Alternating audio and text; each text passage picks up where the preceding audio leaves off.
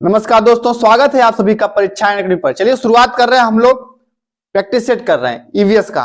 तो आप लोग का एग्जाम चल रहा है, आप लोग हमारे साथ जुड़े रहिए और प्रैक्टिस सेट करते रहिए, ठीक है। चलिए शुरुआत कर रहे हैं। आज का जो थॉट है इसको पढ़ लेते हैं पहले। जो अपने कदमों की काबिलियत पर विश्वास रखते हैं, जो अपने कदमों की काबिलियत पर विश्वास रखते हैं वही अक्सर मंजिल पर पहुंचते हैं, ठीक है। अगर मंजिल पर पहुंचना है आप लोग को तो अपने पैरों की काबिलियत पर विश्वास रखिए, ठीक है। क्योंकि आप चलेंगे, जिस कदम से चलेंगे, आगे बढ़ेंगे, आप सब सफल होंगे जरूर, ठीक है। आप मेहनत करेंगे, सफल होने के लिए मेहनत जरूरी है। आज हमारा प्रैक्टिस सेट 3 है। पहला प्रश्न है, कांसा या ब्रांज दो धातुओं का मिश्रण है। ये दो धातुएं हैं। जो कांसा होता है ये मिश्रण धातु होती है। तो ये किन दो धातुओं का मिश्रण है पूछा है। ऑप्शन देखते हैं क्या क्या है। तांबा और टीन है, तांबा और लोहा है, एल्युमिनियम और टीन है, तांबा और जस्ता है। तो आप लोग जानते हैं ये तांबा और टीन का मिश्र धातु है, ठीक है। कांसा जो ब्रांज होता है, ये ऑप्शन ये सही है आपका, तांबा और टीन का ही मिश्र धातु होता है, ठीक है। अगला प्रश्न है, कुछ पक्षी हमारी तुलना में 4 गुना अधिक दूरी तक देख सकते हैं, ठीक है। प्रश्न है कि पक्षी जो है कुछ हमारी तुलना में 4 गुना अधिक दूरी तक देख पाते हैं। तो ये हो सकते हैं बाज, कबूतर, तोता, चील, बाज, गिद्ध, फाख्ता, कौवा, मोर, या कौवा, चील, बुलबुल। इसमें आपका जो सही है वो आपका बी है। चील है, बाज है, गिद्ध, ये ऐसे पक्षी है जो हम मनुष्य से 4 गुना अधिक दूर तक देख पाते हैं, ठीक है। तो आप ऑप्शन क्या सही है, बी। अगला प्रश्न है, निदान के पश्चात कोई डॉक्टर रोगी से यह कहता है कि उसके खून में हीमोग्लोबिन की कमी है। तो उस रोगी को आयरन की कमी को पूरा करने के लिए क्या क्या खाना चाहिए। मतलब किसी को मतलब कि हीमोग्लोबिन कमी है तो उसे कौन सा रोग होगा, एनीमिया रोग होगा। तो उस एनीमिया रोग के लिए मतलब क्या होता है, आयरन की कमी हो जाती है उसमें भी। तो क्या खाना चाहिए उसको। ऑप्शन है आंवला, हरी पत्तेदार सब्जियां, गुड़, फिर चावल, चीनी, आंवला, या फिर हरी पत्तेदार सब्जियां, गेहूं, संतरा, या फिर गुड़, नींबू, मटर। इसमें जो सही है आपका कि अगर आपको हीमोग्लोबिन कमी है आपके ब्लड में तो आपको आंवला खा सकते हैं, हरी पत्तेदार सब्जियां खाएं और गुड़ खाएं, ठीक है। तो आपकी क्या होगी, इसमें हीमोग्लोबिन मात्रा में बढ़ोतरी होगी, ठीक है। तो ऑप्शन क्या सही है, ऑप्शन ए सही है। अगला प्रश्न देखते हैं, नीचे दिए गए कर्तव्य उत्तरदायित्वों का अध्ययन कीजिए, ठीक है। एक कर्तव्य, एक मतलब माउंटेनिंग जो करते हैं, पर्वत पर चढ़ते हैं, उनके लीडर की है। इसमें क्या है, मतलब उनको क्या करना चाहिए, अन्य लोगों का सामान उठाने में मदद करना। हाँ, ये हो सही है आपका। अगर आप लीडर हैं तो सबका सामान मतलब क्या आप उठा सकते हैं, ठीक है। पूरे ग्रुप के आगे चलना ताकि ग्रुप पीछे पीछे चले, नहीं ये नहीं कि मतलब सबको आगे भेज के अपने पीछे रहो, कि आगे पहले रास्ता तुमको पता है ना कैसे चलना है आप। तब इसके लिए आपको क्या करना, ये गलत होगा, आपको ऑप्शन बी गलत है कि आप पीछे नहीं चलेंगे, आगे चलेंगे। जो चल ना पाए उसे रुकने के लिए कहना, ये भी गलत है। उसको साथ ले जाना।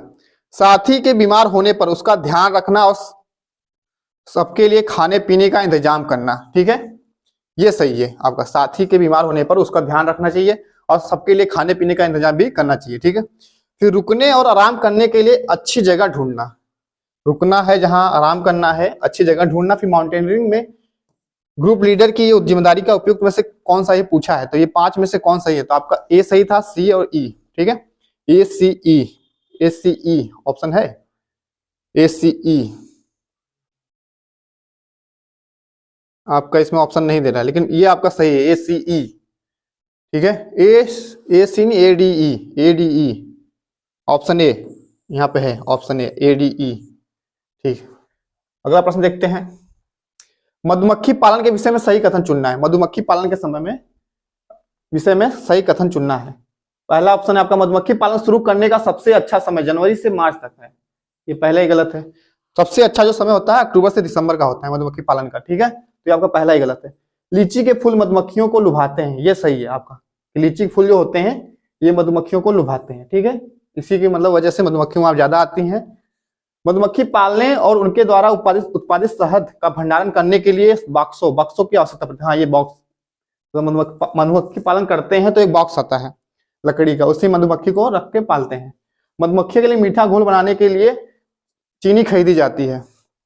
तो चीनी खरीदी जाती है, हाँ चीनी मतलब क्योंकि उसमें वो थोड़ा सा करने के लिए चीनी खरीदते हैं।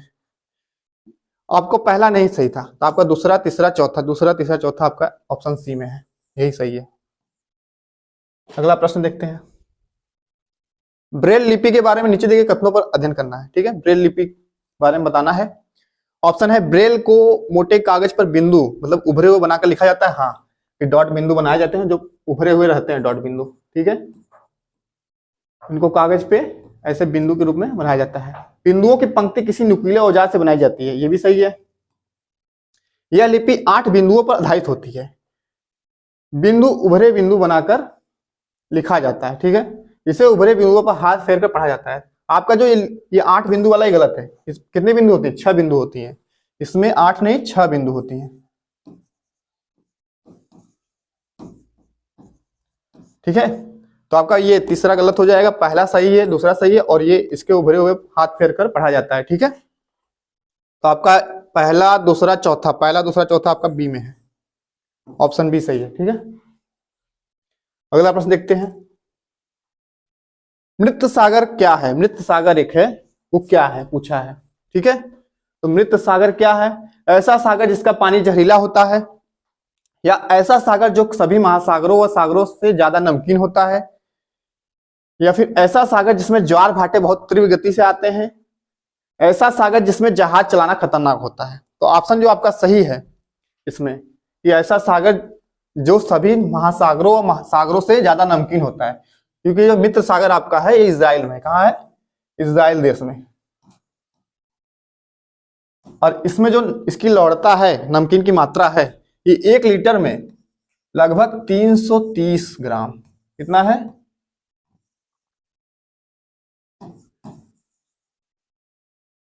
मतलब कि 1 लीटर में 330 ग्राम लगभग इसका औसत लवणता है इसकी, ठीक है। ये मृत सागर कहाँ है?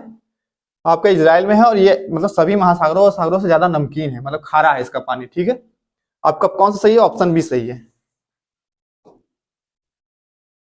अगला प्रश्न है, अबू धाबी के विषय में सही कथन चुनना है। अबू धाबी के विषय में सही कथन चुनना है। ये भी एक शहर है, यह रेगिस्तानी इलाके में है, सही है कि रेगिस्तानी इलाके में है। अबू धाबी में पानी पेट्रोल से महंगा है, पानी बहुत महंगा, क्योंकि वहां पे क्या है? पेट्रोल ज्यादा पाए जाते हैं, तेल के कुएं हैं। यहाँ की स्थानीय भाषा अरबी है, ये भी सही है। अबू धाबी की मुद्रा जो है, वहां के पैसा जो रुपया है, वो दिनार कहते हैं, नहीं उसे क्या कहते हैं? दिरहम। दिरहम है, ठीक है। आपका यही नहीं सही है, option D A B C सही है। ए बी सी आपका ऑप्शन डी में है, ए बी सी, ठीक। आगे देखते हैं अगला प्रश्न। मधुबनी चित्रकला के बारे में सही कथन चुनना है। मधुबनी चित्रकला के बारे में सही कथन चुनना है हमें। तो ऑप्शन देखते हैं क्या क्या है। इन चित्रों को बनाने में नील, हल्दी, फूल, पेड़, मतलब फूल जो पेड़ों के रंग होते हैं आदि का इस्तेमाल किया जाता है, ठीक है। ये सही है कि एक क्या है, इसमें हम हल्दी का प्रयोग कर सकते हैं, फूल पेड़ों के रंग का प्रयोग कर सकते हैं, ठीक है। इन चित्रों में इंसान, जानवर, पेड़, फूल, पक्षी, मछलियों आदि के दिखाया जाता है, ठीक है। चित्र में जो डिजाइन बनाई जाती है इन पर बनाई जाती है, ये भी सही है। फिर है, यह लोक चित्रकला बहुत पुरानी है और इसका नाम मधुबनी नामक स्थान पर पड़ा है, ठीक है। हाँ, ये भी सही है कि बहुत पुरानी परंपरा है ये। और फिर लिखा है मधुबनी राजस्थान का अति प्रसिद्ध जिला है। राजस्थान का है? नहीं, ये गलत है आपका। ये मधुबनी कहाँ का है? बिहार का है। आपके बिहार मतलब बिहार राज्य का एक जिला है, ठीक है। तो ऑप्शन डी आपका नहीं होगा, ऑप्शन ए बी सी इसमें भी सही है। ऑप्शन ए सही है, ऑप्शन बी, ऑप्शन सी सही है। ऑप्शन ए बी सी आपके डी में है, यही आपका सही है, ठीक है। आगे देखते हैं अगला प्रश्न। क्वाशरकोर नामक रोग जो होता है, ये किसकी कमी से होता है? क्वाशरकोर एक बीमारी है, ये किसकी कमी से होता है पूछा है प्रश्न में। ऑप्शन है कार्बोहाइड्रेट है, प्रोटीन है, विटामिन है, आयोडीन है। तो ये जो क्वाशरकोर जो रोग होता है, ये आपके प्रोटीन की कमी से होता है। किसकी कमी से? प्रोटीन कमी से। ऑप्शन बी आपका सही है कि प्रोटीन कमी से कौन सा रोग होता है? क्वाशरकोर, ठीक है। अगला प्रश्न देखते हैं। मीरा और दिव्या छोटी लड़कियां हैं। मीरा समोसे, कटलेस और डबल रोटी खाना पसंद करती है, ठीक। जबकि दिव्या ऐसा भोजन पसंद करती है जिसमें लौह तत्व की कमी हो। लौह तत्व मतलब आयरन कमी हो। मीरा और दिव्या को निम्नलिखित बीमारियों में से क्रमशः कौन सी बीमारी हो सकती है? पूछा है कौन सी बीमारी होगी उनको। ये ऐसे चीज खाते हैं, तो जो लोग मतलब समोसे खाते हैं, कटलेस, डबल रोटी, मतलब हैवी जंक फूड खाते हैं, तो वो क्या होते हैं? मोटापा के शिकार होते हैं, ठीक है। वो मोटे हो जाते हैं। और जो मतलब कि ये लौह तत्व की कमी जिस मतलब खाद्य पदार्थ में होती है, उनको एनीमिया नामक रोग होता है, ठीक है। तो आपका ऑप्शन जहां रहेगा मोटापा, एनीमिया, वही सही है। ऑप्शन आपका देखिए सी में है, मोटापा है और एनीमिया भी है, ठीक है। मतलब कि जो मीरा है समोसा खा रही है तो मोटी हो जाएगी, और जो फिर ये क्या नाम इसका, दिव्या, दिव्या लोह तत्व की कमी जिसमें वो खा रही है, तो उसको क्या होगा, एनीमिया नामक रोग होगा। ठीक है, तो आपका ऑप्शन सी सही है। अगला प्रश्न है, किससे कुनाइन नामक दवा प्राप्त होती है? कुनाइन, कुनाइन या कुनैन भी कहते हैं इसे। ठीक है, दवा प्राप्त होती है, तो ऑप्शन है मनी प्लांट से, सिनोकोना प्लांट से, या यूकेलिप्टस से, या ओकोनाइट प्लांट से। ठीक है, तो ये कुनेन नामक जो दवा प्राप्त होती है, ये आपके सिनोकोना नामक प्लांट के छाल से, छाल मतलब उसका जो छाल होती है। ठीक है, और ये बीमारी मतलब कि ये दवा जो होती है मलेरिया, मलेरिया बीमारी में प्रयोग की जाती है। ठीक है, ऑप्शन आपका बी सही है, सिनकोना प्लांट से प्राप्त की जाती है कुनेन नामक दवा। ठीक है, ऑप्शन बी सही है। आगे देखते हैं अगला प्रश्न, नींबू साधारण पानी में डूब जाता है लेकिन नमकीन पानी में तैरता रहता है, क्योंकि ऐसा क्यों? कि नींबू जो होता है अगर उसको हम साधारण पानी में डालेंगे वो डूब जाएगा लेकिन नमकीन पानी में तैरता है। ठीक है, ऑप्शन है नींबू का घनत्व नमकीन पानी में कम हो जाता है। ठीक है, आगे देखते हैं ऑप्शन, नमकीन पानी का घनत्व साधारण पानी के घनत्व से अधिक होता है। ठीक, साधारण पानी का घनत्व नमकीन पानी के घनत्व से अधिक होता है, या फिर नींबू का घनत्व नमकीन पानी में अधिक हो जाता है? ठीक है, नहीं, ऑप्शन जो आपका सही है इसमें ऑप्शन बी सही है कि नमकीन जो पानी होता है इसका घनत्व जो होता है नमकीन पानी का वो साधारण पानी घनत्व से अधिक हो जाता है। ठीक है, इसलिए वहां पे क्या होता है कि नींबू क्या होता है साधारण पानी में डूब जाता है, नमकीन पानी में तैरता है। जहाँ पे घनत्व अगर नमकीन जहाँ पे वही पड़े मित्र सागर में ना, उसकी लवणता इतनी ज्यादा थी कि वहां पे इंसान अगर डूब नहीं सकता, उसमें जाएगा तो तैरेगा। तो इसमें यही कारण है कि अगर नमकीन ज्यादा रहेगा तो घनत्व बढ़ जाएगा उसका पानी का, और उसमें कोई भी चीज डालने पे वो डूबेगी नहीं। ठीक है, तो आपका ऑप्शन बी सही है। अगला प्रश्न देखते हैं क्या है, एक किसान दानों को भूसे से अलग करना चाहता है, जिस प्रक्रिया से यह किया जा सकता है वह कहलाती है, क्या प्रक्रिया होगी? मतलब एक किसान है, अगर फसल तैयार हो गई है तो उसको जो दाना है उसको भूसे से अलग करना है, उसको क्या करना पड़ेगा? हस्तचयन, निष्पावन, या फसल कटाई? नहीं, वो क्या करेगा, थ्रेशिंग करेगा। उसको जब थ्रेशिंग करेगा तो दाना और उसका भूसा अलग हो जाएगा। ठीक है, ऑप्शन बी आपका सही है, ऑप्शन बी, थ्रेशिंग। क्या करेगा, थ्रेशिंग।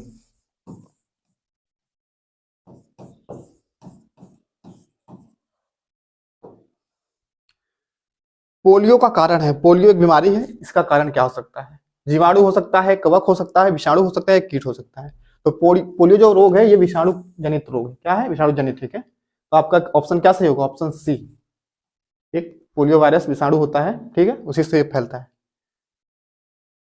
अगला प्रश्न है, रेहाना अपने परिवार के साथ केरल जाती है, वहां उसे ऊंचे पेड़ दिखाई पड़ते हैं जो उसके गृह नगर शिमला के ऊंचे पेड़ों से भिन्न है। ठीक है, उसने केरल में कौन से वृक्ष देखे होंगे? अगर वो केरल मतलब जा रही है और उसका घर कहाँ है, शिमला है, तो केरल में भी उसने ऊंचे ऊंचे पेड़ देखे हैं और वो ऊंचे पेड़ कुछ भिन्न है उसके वहां गए शिमला वाले पेड़ से। तो बताइए वो पेड़ क्या हो सकते हैं? केरल में ज्यादातर पेड़ देखेंगे आप लोग किसके होते हैं, नारियल के पेड़ होते हैं। तो आपके ऑप्शन में देखिए पहले ही मिल गया नारियल, तो आपका क्या सही होगा, ऑप्शन ए सही है। ठीक है, ऑप्शन ए नारियल, नारियल के ऊंचे ऊंचे पेड़ होते हैं, पतले से एकदम ऊंचे, तो आपके ऑप्शन ए सही है, नारियल।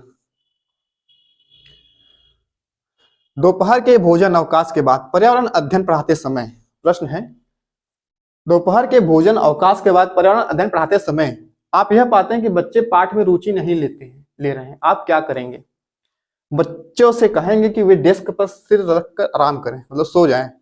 पाठ को रोचक बनाने के लिए बहुआयामी बुद्धि पर आधारित दृश्य श्रव्य सामग्रियों का प्रयोग करेंगे। ये सही लग रहा है कि अगर बच्चे रुचि नहीं ले रहे हैं तो उनके लिए कुछ अलग से कुछ मतलब कोई टॉपिक लाया जाए जो उनको रुचिकर लगे। ठीक है, बहुआयामी वृद्धि मतलब बुद्धि पर आधारित दृश्य श्रव्य सामग्री का प्रयोग करेंगे। ठीक है, ऑप्शन बी आपका सही है।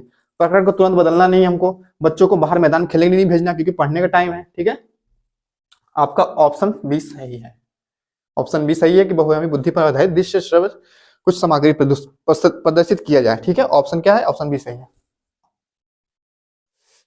अगला प्रश्न है, आप देखेंगे रिपीट हो गया है। अगला प्रश्न देखते हैं, पर्यावरण अध्ययन में एक अच्छे दत्त कार्य का मुख्य लक्ष्य होना चाहिए, क्या होना चाहिए? मतलब अच्छा मतलब होमवर्क कार्य दे रहे हैं, दत्त कार्य दे रहे हैं, तो क्या होना चाहिए?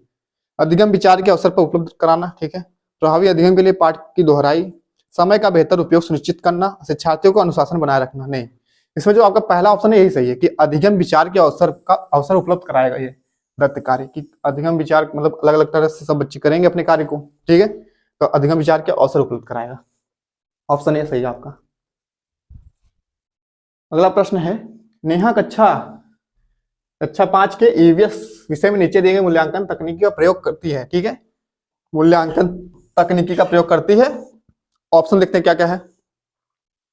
हस्तसिद्ध क्रियाकलापों का मूल्यांकन कर रही है, गृह कार्य मूल्यांकन कर रही है, परियोजना कार्य मूल्यांकन कर रही है और मौखिक परीक्षा मूल्यांकन कर रही है। ठीक है, नीचे दी गई तकनीकों का कौन सा युगल अधिक वस्तुनिष्ठ मूल्यांकन का पूछ रहा है, मूल्यांकन दे सकता है। ठीक है, कौन सा पूछ रहा है कि अत्यधिक वस्तुनिष्ठ देना है, तो आपका गृह कार्य देगी नहीं, मूल्यांकन करना है तुरंत, मतलब हस्त क्रियाशील, ये पहला सही है आपका। गृह कार्य वाला नहीं होगा, होमवर्क देके नहीं कर सकते हैं वस्तुनिष्ठ। परियोजना कार्य देकर भी नहीं कर सकते, प्रोजेक्ट कार्य देके वो घर पे करें अपना आराम से, नहीं।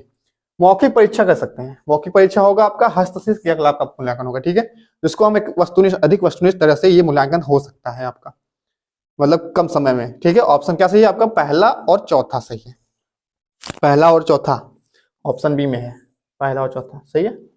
आगे देखते हैं अगला प्रश्न।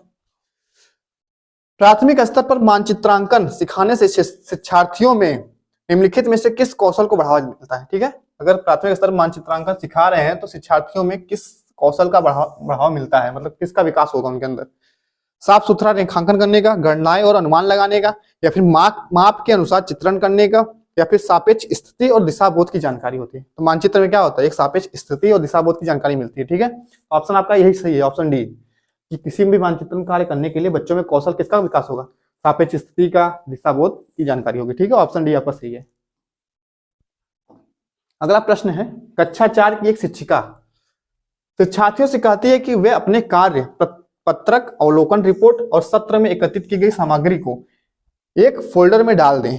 कहा जा सकता है इन फोल्डर को, मतलब जो फोल्डर में डालने के लिए कहा उस फोल्डर को क्या कह सकते हैं, कि मतलब उसमें अपने कार्य पत्रक, अवलोकन, सभी रिपोर्ट जितने हैं आप उसमें एक सत्र के उसमें डाल दीजिए। ठीक है, तो ये जो रिपोर्ट जो जिसमें रखते हैं, सब चीजें इकट्ठा रखते हैं, उसको पोर्टफोलियो कहते हैं। ठीक है, बच्चे के पूरे मतलब कि आगे पीछे जितना भी उसका मतलब हुआ है एक साल में तैयारी, उसके बारे में उसका रिपोर्ट रहता है। तो आपका पहले ही ऑप्शन ए में है पोर्टफोलियो। ठीक है, दत्त कार्य, परियोजना कार्य, ये सब नहीं होगा, आपका पहला ही ऑप्शन सही है, ये उसमें ही पोर्टफोलियो फाइल होती है। ठीक है, ऑप्शन ए सही है।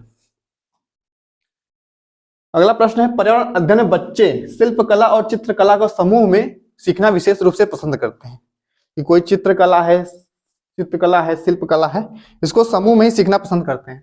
तो आपका ऑप्शन इसमें क्योंकि वो क्यों सीखना चाहते हैं समूह में, वह सहपाठी अधिगम को बढ़ावा देता है। ठीक है, हाँ, अगर समूह में सीख रहे हैं तो सहपाठी उनके जो अधिगम है उसको बढ़ावा मिलेगा। फिर यह सामाजिक अधिगम को भी बेहतर बनाता है, कि समाज मतलब सब बच्चे हैं एक साथ मिलकर कार्य कर रहे हैं, तो सामाजिक अधिगम को भी बेहतर बनाता है। ठीक है, फिर अगला है, जब बच्चों की सृजनात्मकता की प्रशंसा की जाती है तो वे खुश होते हैं और उसके प्रति प्रेरित भी होता है। ये भी सही है कि अगर हम सृजनात्मकता की प्रशंसा करेंगे तो वो और मतलब लगन से कार्य करेंगे। ठीक है, तो ऑप्शन आपका क्या है सही, ऑप्शन ए, मतलब लास्ट देख लेते हैं, अनुशासन वाला कट जाएगा, नेगेटिव पॉइंट है ये आपका कट जाएगा। ठीक है, ऑप्शन 1 2 3, ये तीन मतलब 3 सही है, 4 गलत है। ठीक है, 1 2 3 आपके ऑप्शन सी में है, 1 2 3 आपका सी ऑप्शन सही है। अगला प्रश्न देखते हैं क्या है। दिए गए प्रश्न को ध्यान से पढ़िए। क्या आपने अपने घर या स्कूल के आसपास जानवर देखे हैं जिनके छोटे बच्चे हैं? अपनी नोटबुक में उनके नाम लिखिए। इस प्रश्न के माध्यम से किस प्रक्रमण मतलब कौशल का आकलन किया गया है? ठीक है, कि मतलब घर स्कूल पे आसपास जानवर देखना है, उसको छोटे बच्चे उसको नोटबुक में अपने पॉइंट करना है। ठीक है, तो क्या हो सकता है इस कौशल का आकलन करने के लिए? वर्गीकरण एवं चर्चा करना है, न्याय के लिए सरोकार है, या फिर अवलोकन एवं रिकॉर्डिंग का मतलब माध्यम लेंगे? नहीं, अरे सॉरी, अवलोकन एवं रिकॉर्डिंग कर लेंगे इसमें। अब परिकल्पना एवं प्रयोग करना, ये प्रयोग करना नहीं है। ठीक है, अवलोकन करें, क्योंकि हम अपने आसपास जानवरों को देखेंगे, उसके बारे में जानकारी लेंगे, उसकी विशेषता जानेंगे, तो क्या होगा, उसके बारे में अवलोकन करेंगे, फिर उसका रिकॉर्ड रखेंगे, लिखेंगे, नोटबुक लिखना है अपने नोटबुक में। तो आपका ऑप्शन सी सही है। ठीक है, ऑप्शन सी सही है इसमें, अवलोकन एवं रिकॉर्डिंग। अगला प्रश्न है, एक शिक्षक प्रत्येक बच्चे को अपने घर की रद्दी सामग्री से कुछ उपयोगी वस्तु बनाने को कहता है। ठीक है, घर की कुछ रद्दी खराब है सामग्री, उसका कुछ उपयोगी सामान बनाने को कहता है। ठीक है, शिक्षक का शैक्षिक अभिप्राय नहीं है, नहीं है पूछा है ऑप्शन में, मतलब देखना है कि कौन सा ऑप्शन में रहेगा, नहीं है। बच्चों को पुनःचक्रण, पुनः प्रयोग और रूपांतरण को समझने देना। ठीक है, ये क्या रिसाइकलिंग प्रोसेस होती है ना, कि कोई भी खराब चीज है उसको पुनः यूज में लाना बढ़िया रहता है। ठीक है, ऑप्शन ए सही है आपका। कूड़े से बनी श्रेष्ठ वस्तुओं की प्रदर्शनी आयोजित करना, ये भी सही है आपके। फिर लिखा है, कक्षा के श्रेष्ठ विद्यार्थी के बारे में निर्णय करना श्रेष्ठ विद्यार्थी बने, ये आपका नेगेटिव पॉइंट है। किसी के मतलब श्रेष्ठ बनने के नहीं दिखाना कि तुम अच्छा बना के लाए हो, तुम्हारा हम उसमें नाम करेंगे, नहीं। बच्चों में सृजनशीलता के विकास करना, ये सही है, कुछ नया करेंगे उसमें, नया अपने तरीके सोच के कुछ नया करेंगे, सृजनशील मतलब करेंगे, अपने से नया करेंगे, तो आपका ये सही है, ऑप्शन डी। कि खराब चीज से कुछ अलग से कुछ वस्तु नया बना देंगे बच्चे तो सृजनशीलता का विकास हो जाएगा। ठीक है, ऑप्शन ए बी डी सही है, ए बी डी। और इसमें पूछा गया कि नहीं, अभिप्राय नहीं है, यही जो आपका कक्षा के श्रेष्ठ विद्यार्थी के बारे में निर्णय लेना है, यही नहीं है तो आपको ऑप्शन क्या सही होगा, ऑप्शन सी सही होगा। ये सब कट जाएंगे, ऑप्शन सी सही हो जाएगा। अगला प्रश्न देखते हैं क्या है।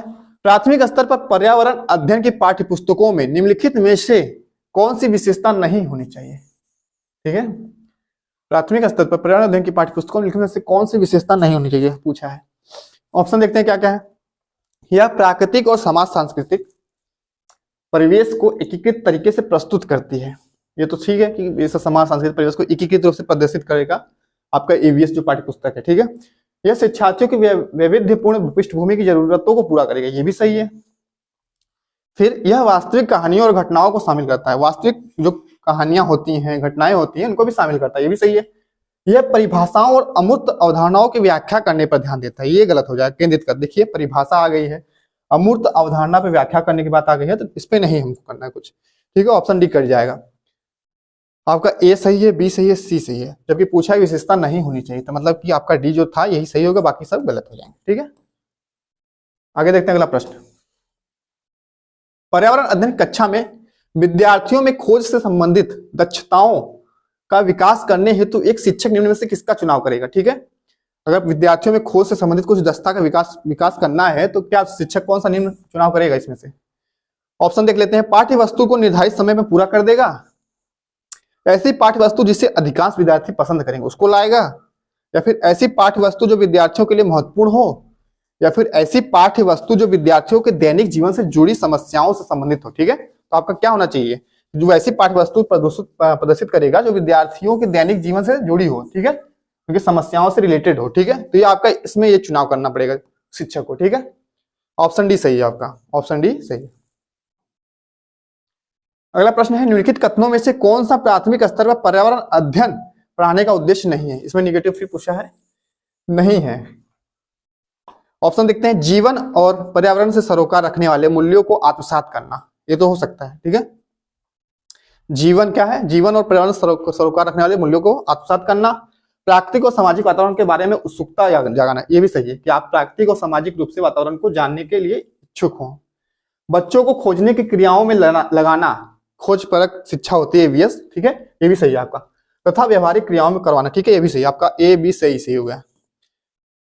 लिखा है फिर आपका इसी में कि जो संज्ञानात्मक और मंचालक कौशलों को विकास का सहायक होती है, ये सही है आपका। बच्चों पर आकलन के लिए शब्दावली और परिभाषाओं का बोझ डालना, ये गलत हो जाएगा आपका, नहीं पूछा है, मतलब यही आपका सही होगा। बच्चों पर आकलन के लिए आप शब्दावली का प्रयोग करें, परिभाषाओं का बोझ डाल देने, ये सब नहीं चलेगा। आपका पूछा क्या है कि उद्देश्य नहीं होना चाहिए, तो आपका डी, यही जो लिखा है नेगेटिव पॉइंट, यही नहीं होना चाहिए आपका, यही सही है, ऑप्शन डी सही है, बाकी ये सब कट जाएंगे। ठीक है, ऑप्शन डी सही है इसका। आगे देखते हैं अगला प्रश्न। पर्यावरण अध्ययन की पाठ्य पुस्तक में रेलवे टिकट का एक नमूना दिखाना क्या हो सकता है, इसका उद्देश्य क्या होना चाहिए। कि अगर आप मतलब कि एक ईवीएस की क्लास में आप एक रेलवे टिकट का प्रयोग कर रहे हैं, बच्चों को दिखा रहे हैं, उसका क्या उद्देश्य होना चाहिए। बच्चों को वास्तविक जानकारी से अंतःक्रिया करने का अवसर देता है, साथ ही अवलोकन की कुशलता का विकास भी करता है। मतलब आपका इस पहला ही मिल गया, वास्तविक जानकारी जो होती है अंतःक्रिया करने का अवसर देता है, साथ ही अवलोकन की कुशलता का विकास भी करता है। ठीक है, रेलवे टिकट बच्चों को रेल के किराए के बारे में बताता है नहीं। टिकट में प्रयुक्त विभिन्न संक्षिप्ताक्षरों का ज्ञान उपलब्ध कराता है, निष्कर्ष पर पहुंचाने के बच्चों कुशलता का विकास करता है। ठीक है, आपका पहला ही सही है, इसमें एक नमूना दिखाना यही होगा, बच्चों के वास्तविक जानकारी से जो अंतःक्रिया करने का अवसर देता है। ठीक है, ऑप्शन आपका पहला ही सही है। अवलोकन आ जाता है तो ये आपका पहला ही सही हो जाएगा। लास्ट प्रश्न है, देख लेते हैं। पर्यावरण अध्ययन की पाठ्य पुस्तक में पहेलियां शामिल करने का निम्नलिखित में से कौन सा उद्देश्य नहीं है। नेगेटिव फिर पूछा है कि नहीं है, पूछा है कि अगर हम पाठ्य पुस्तक में पहेलियों को शामिल करते हैं तो इनमें से कौन सा उद्देश्य नहीं होना चाहिए, बाकी 3 होना चाहिए। तो ऑप्शन देखते हैं क्या क्या है।